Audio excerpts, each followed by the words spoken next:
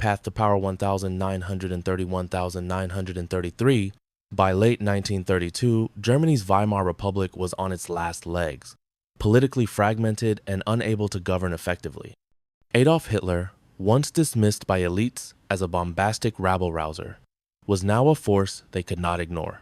In the span of just a few years, Hitler's Nazi Party had become the largest in the country, riding a wave of popular anger. Yet, crucially, Hitler still did not hold national office.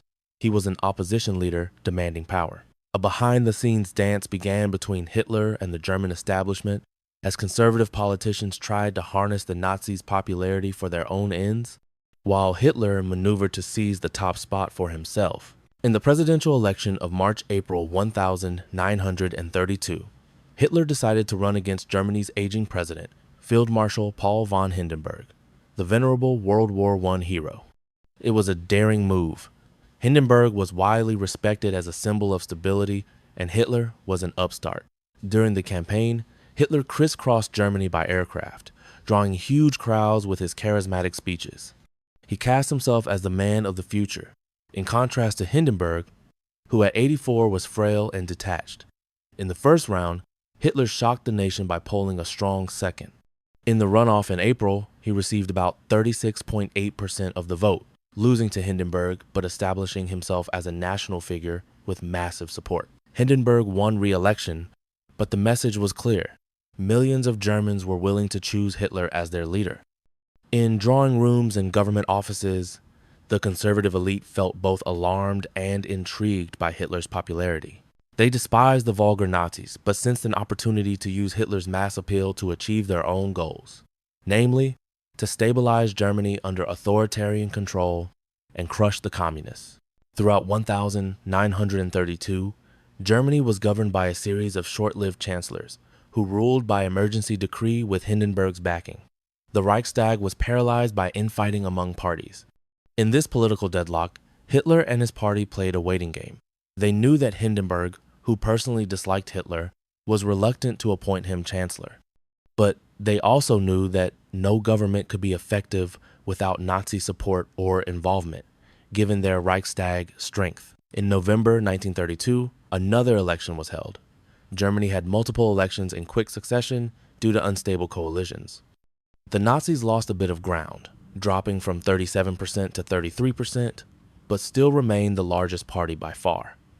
Hitler's enemies hoped this decline signaled the Nazi wave had crested. In truth, the party was financially strained and some voters were tiring of constant elections. Hitler himself had moments of doubt that winter, frustrated by backroom politics and considering whether he might need to stage another coup after all.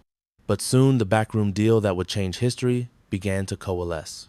In January 1933, a group of influential conservatives led by former Chancellor Franz von Papen, a confidant of President Hindenburg, along with other right-wing politicians and businessmen, approached Hindenburg with a plan. They proposed appointing Hitler as chancellor, head of government, but surrounding him with seasoned conservative ministers who would supposedly moderate him or keep him in check. "We've hired him," Papen supposedly bragged, convinced that Hitler could be controlled like a drummer boy once in office. On paper, the plan made some sense. Papen and his allies believed they could have the masses, via Hitler, and the establishment, via themselves, working together. They promised Hindenburg that putting Hitler in the cabinet would stabilize the country and enrapture millions of citizens in a broad-based government. President Hindenburg was hesitant. He harbored a personal distaste for Hitler, referring to him as that Bohemian corporal. He had earlier refused Hitler's demand for the chancellorship when the Nazis were at their electoral peak, and instead appointed General Kurt von Schleicher in late 1932. But Schleicher's government quickly floundered, and by January 1933, Hindenburg was running out of options. Yielding to pressure and persuasion, the old field marshal finally agreed. On the 30th of January 1933, Adolf Hitler was invited to the president's office and sworn in as Chancellor of Germany. He was 43 years old. The Nazis did not come to power in an outright revolution. It happened through a transfer of power within the law, albeit under intense political scheming. Only a few Nazi officials initially entered the cabinet, notably Wilhelm Frick as interior minister and Hermann Goering as minister without portfolio, and soon Prussian interior minister controlling the police. Papen became vice-chancellor, confident he would be the eminence grise guiding Hitler. As news of Hitler's appointment spread that evening, Nazi supporters staged torchlit processions through Berlin, their faces aglow in the flickering light as they celebrated what they saw as the dawn of a new era. Many Germans greeted the new government with cautious optimism or relief that a coalition had finally been formed. Others with dread, especially leftists and Jews who had heard Hitler's hateful rhetoric and feared the worst. But few could imagine just how radical and destructive this new leadership would become. The 30th of January 1933 marked the birth of the Third Reich, as Hitler would grandiosely call his regime, proclaiming it the successor to the Holy Roman, First Reich, and Bismarck's Imperial Second Reich German empires. The Nazis liked to boast it would last 1,000 years. In truth, it would last 12, ending in rubble. But on that winter day in 1933, such an end was far beyond anyone's horizon. Hitler took office not as a dictator overnight, but as the head of a coalition cabinet in a constitutionally appointed way. Yet he wasted no time in laying the groundwork for absolute power. A contemporary observer noted the eerie calm in Berlin after Hitler's swearing in. It was a chilly day. There was no immediate terror in the streets, only a sense, like the silence before a storm, that something profound had changed. Consolidating the Führer's rule, 1933, 1934. Adolf Hitler's first months as chancellor were marked not by moderation, but by a swift and calculated grab for total power. Though his Nazi party still did not command a majority in parliament, Hitler understood political opportunities and the use of force. He moved step by step, some steps legal and parliamentary, others brutally violent, to eliminate any check on his authority. The Germany of early 1933 still had the trappings of democracy and a constitution. Within a year and a half, Hitler would dismantle it all and declare himself Führer, supreme leader of a totalitarian Nazi state. One of Hitler's initial challenges was that the Nazis held only a plurality in the Reichstag, German parliament. To govern effectively and enact his agenda, he needed either a majority coalition or a way to bypass parliament altogether. Hitler's cabinet persuaded President Hindenburg to dissolve the Reichstag and call new elections for March 1933, hoping to win a clear majority for the Nazis and their allies. In the meantime, a pivotal incident occurred that played directly into Hitler's hands. On the night of the 27th of February 1933, the Reichstag building in Berlin, the historic parliament, caught fire and burned. The blaze's timing was suspicious, coming just 6 days before the elections. A young Dutch communist named Marinus van der Lubbe was found at the scene and arrested, accused of arson. The Nazis immediately whipped up a frenzy, claiming the fire was the opening act of a communist revolution. Historians still debate whether van der Lubbe acted alone, as most now think, or whether Nazis had a hand in the fire to create a pretext. Regardless, Hitler seized the moment.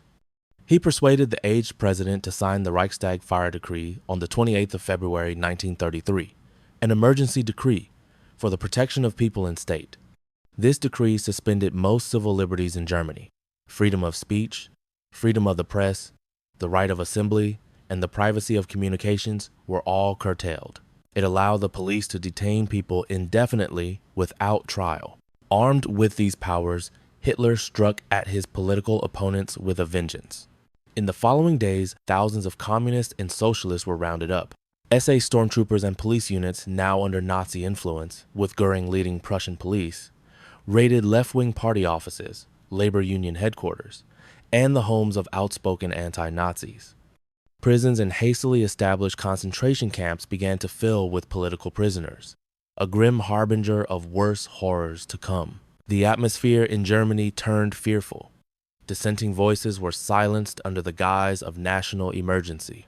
When the 5th of March 1933 elections took place, the repression and propaganda had their effect.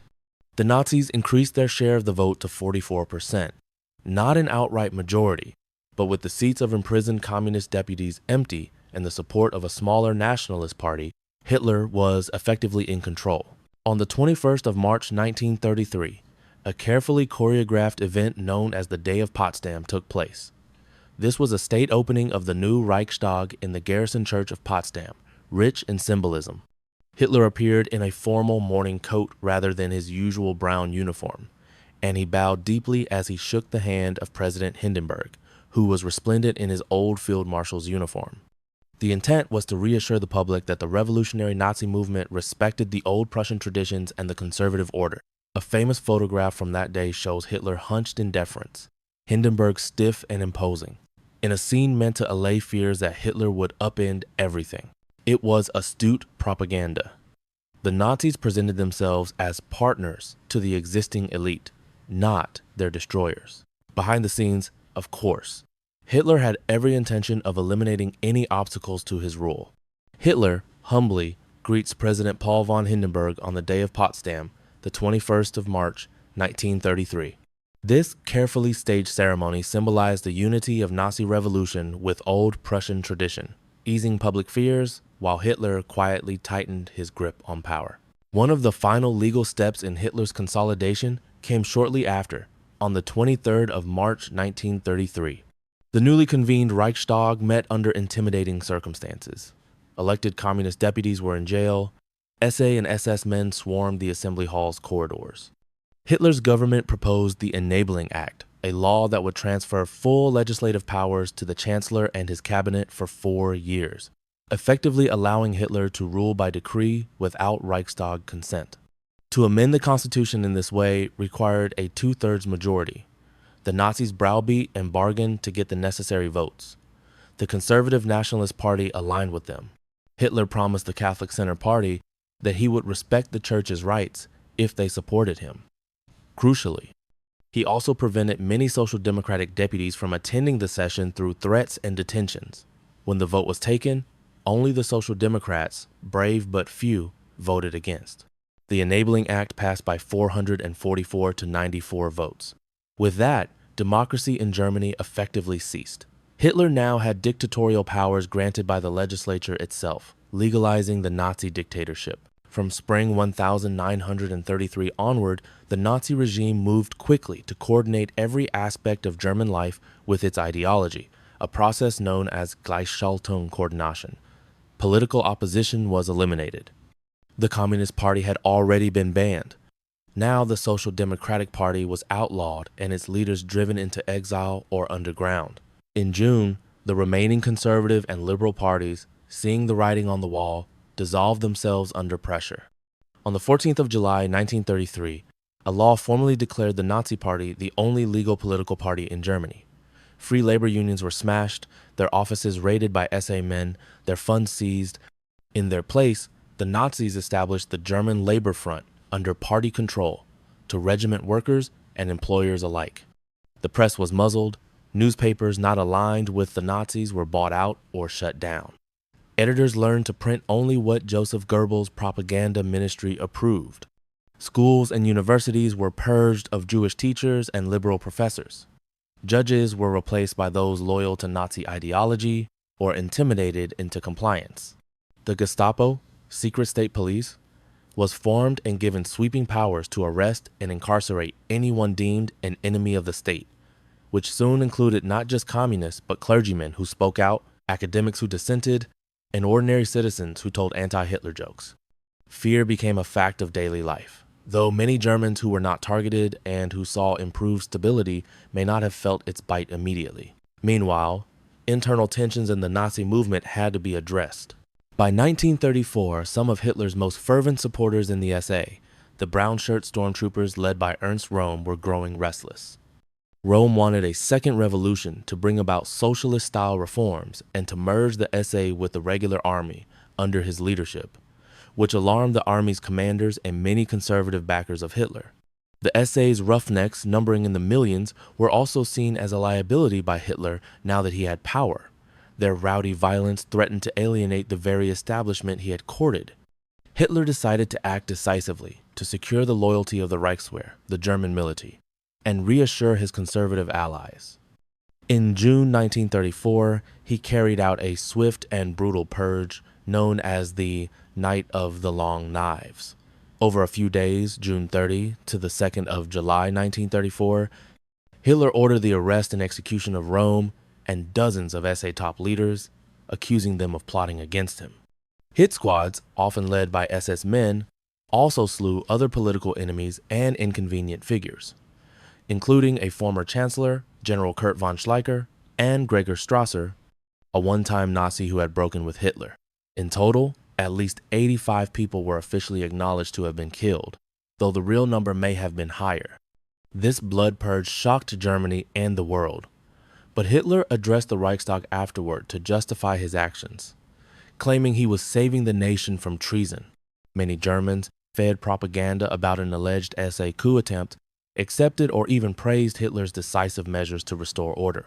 The army's leaders were delighted to see Rome gone and the SA cut down to size. They pointedly agreed not to interfere in Nazi politics going forward. The SA, now leaderless and subordinated, faded into the background as the more disciplined SS, Schutzstaffel under Heinrich Himmler, rose to prominence as Hitler's primary enforcers. A critical turning point followed soon after. On the 2nd of August 1934, President Paul von Hindenburg died at age 86. Hitler moved immediately to seize the final lever of power. He merged the presidency with his chancellorship, having already pushed through a law the previous day that, upon Hindenburg's death, there would be no new president. All powers of head of state would transfer to the chancellor. Hitler thus assumed the title of Führer und Reichskanzler, leader and chancellor. To legalize this, the regime held a referendum later in August, asking the German public to approve Hitler's new role. In the intimidative atmosphere and amid a propaganda blitz portraying Hitler as the savior of the nation, about 90% of votes cast endorsed his position, according to official results. More significantly, the German army swore an oath of personal loyalty to Adolf Hitler as Führer, pledging unconditional obedience to him rather than to the Constitution or nation. This oath, administered to every soldier, meant that when Hitler later gave orders leading to war and atrocity, the military felt bound by a sacred pledge to follow him. With the Führerprinzip leadership principle now fully in effect, Adolf Hitler stood unchallenged at the pinnacle of power. The Weimar Republic was dead, replaced by the Third Reich, a one-party Nazi state. In appearance, daily life continued for most Germans. They went to work, children went to school, but everything was now suffused with Nazi ideology and under Nazi control. The economy, which had been in shambles, began to improve due to Hitler's massive rearmament program and public works projects like the famous Autobahn highways. Unemployment plummeted from the millions to virtually nothing within a few years, which made Hitler genuinely popular among many who saw him as delivering on his promises. There was order and national pride returning. The chaotic street battles of the early 1932 were gone, replaced by marching bands, uniforms, and collective purpose.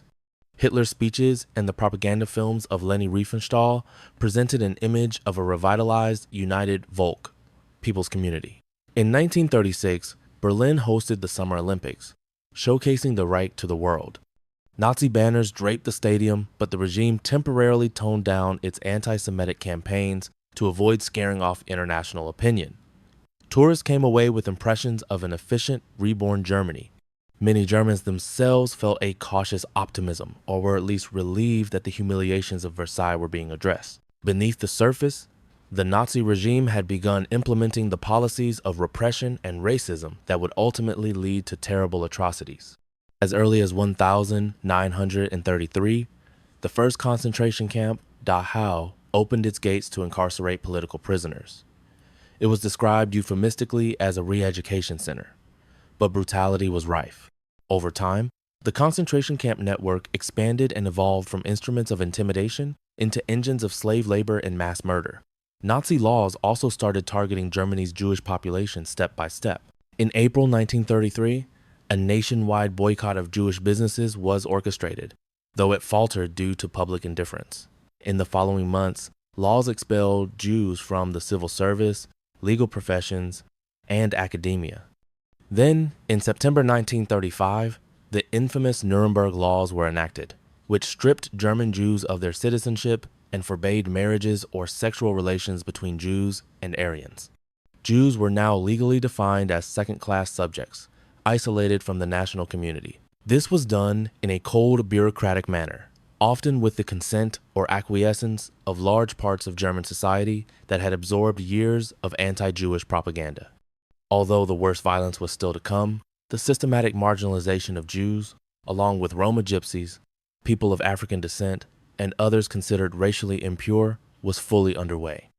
Additionally, the Nazis targeted other groups: political dissidents, communists, socialists, liberals, homosexuals, Jehovah's Witnesses, and people with disabilities. The regime quietly initiated a so-called T4 euthanasia program that led to the killing of tens of thousands of disabled patients deemed unworthy of life. Much of this early repression happened in the shadows or was justified as policing or health policy, and did not immediately touch the lives of average non-Jewish Germans, which is one reason there was not widespread outcry. Throughout 1933, 1939, Hitler methodically prepared Germany for his larger ambitions. He withdrew Germany from the League of Nations in late 1933, rejecting the post-World War I international order. He rebuilt the armed forces far beyond what the Versailles Treaty permitted, reintroducing conscription in 1935, building warplanes and submarines. The economy was gradually re-geared toward war production, with factories turning out guns and tanks instead of consumer goods. Many Germans noticed life getting better in material terms: new jobs, new roads and autobahns, national pride swelling as Germany seemed to overcome the Depression. But others saw ominous signs: Jewish shops shuttered or taken over, former neighbors disappearing, newspapers printing ever more hysterical tirades against supposed enemies of the people. Hitler's cult of personality grew as well. He was no longer just a politician. He became the object of near religious adulation.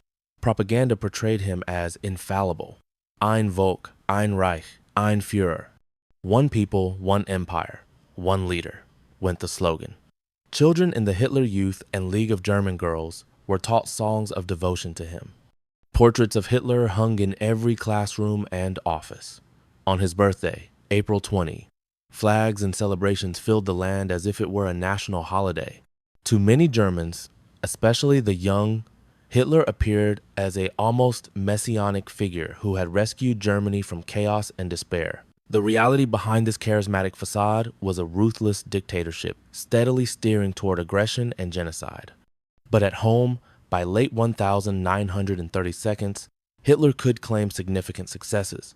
Unemployment nearly eliminated, the Rhineland reoccupied by German troops in 1936 without bloodshed, alliances formed with powerful nations like Italy and, covertly, with Japan and Austria, annexed peacefully in 1938 the Anschluss, fulfilling a long-held pan-German dream. Each triumph made him more confident and the German public more acquiescent or enthusiastic. The silence between the turning points of those years is worth noting.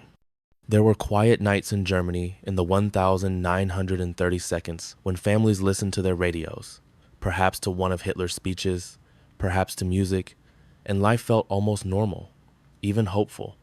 Many who had been jobless in 1932 were, by 1938, earning wages again and could afford small luxuries.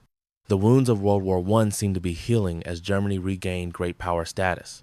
But beneath that calm, the Nazi regime was accumulating enormous power, and Hitler was making ever bolder moves that edged Europe toward another war. It was like a deceptive lull, a calm before a storm, and only a few perceptive individuals sensed the approaching thunder.